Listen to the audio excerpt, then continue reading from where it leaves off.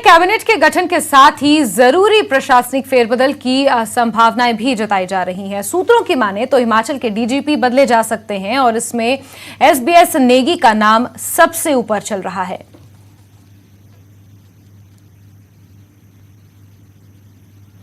वहीं सुक्खू सरकार ने पहली नियुक्ति भी कर दी है। सुनील शर्मा को मुख्यमंत्री सुखविंदर सिंह सुक्खू का राजनीतिक सलाहकार नियुक्त किया गया है।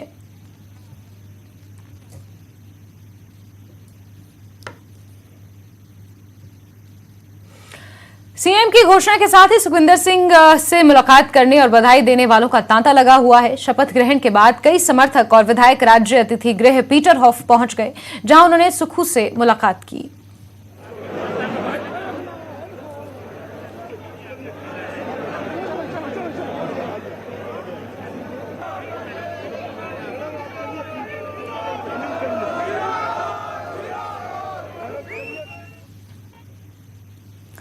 अब सीएम कार्यालय की कुछ तस्वीरें देखिए। यही वो कार्यालय है जहां बैठक का सीएम हिमाचल की सरकार चलाएंगे। जिस समय सीएम सुक्खू शपथ ले रहे थे उस समय सीएम कार्यालय में भी न्यूज़ 18 देखा जा रहा था।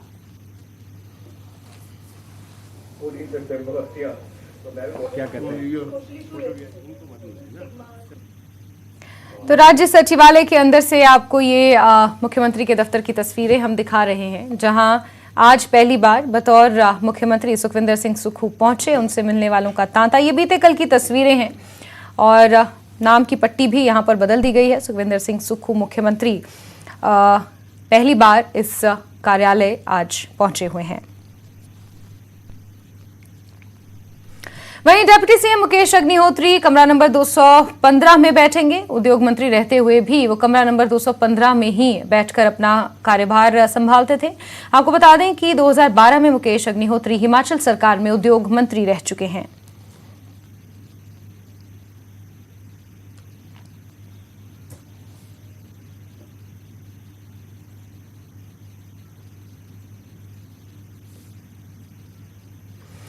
देहरा के जल शक्ति विभाग रेस्ट हाउस में बीजेपी की हार पर करीब 3 घंटे महामंथन हुआ। इसमें रमेश धवाला की अगुवाई में बीजेपी मंडल देहरा समेत कई नेता मौजूद रहे।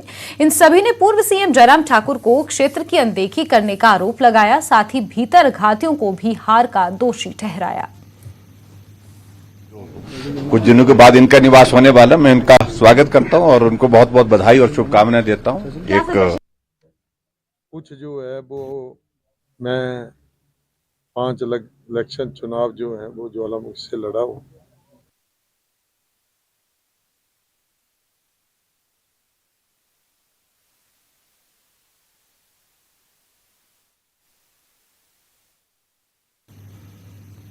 वहीं भाजपा उम्मीदवार रहे सूरत नेगी ने कहा है कि भाजपा के हारने का मुख्य कारण भाजपा के बागियों को बताया और कहा कि किन्नौर में भाजपा प्रत्याशी के हारने का मुख्य कारण पार्टी से बागी और निर्दलीय प्रत्याशी तेजवंत सिंह रहे। उन्होंने कहा कि पार्टी को दोबारा से तेजवंत सिंह नेगी को शामिल नहीं करना चाहिए था। इसलिए आज जो है रिजल्ट हमारे विपरीत हुआ है लेकिन ये जो रिजल्ट हुआ है ये निकला है, ये किसी ने भी अपेक्षा नहीं किया। उसका सबसे बड़ा उदाहरण ये है कि जगत सिंह जी काउंटिंग में नहीं आए। उनको 1% कॉन्फिडेंस नहीं था कि वो जीतेंगे और इस तरह का जो कैडर के अंदर डिवीजन हो जाएगा, ये 2-3 मुद्दों के कारण जो कैडर को जो है भ्रमित किया गया, उसके कारण जो इधर उधर हुआ है वो किसी को मालूम नहीं था। ना हमें पता था, कांग्रेस वाले तो हार मान के चले थे। लेकिन आज जो हमें डैमेज हुआ है, जहां हम किन्नौर के विकास के लिए भारतीय जनता पार्टी एक होकर। सुखविंदर सिंह सुक्खू की धर्मपत्नी कमलेश ठाकुर ने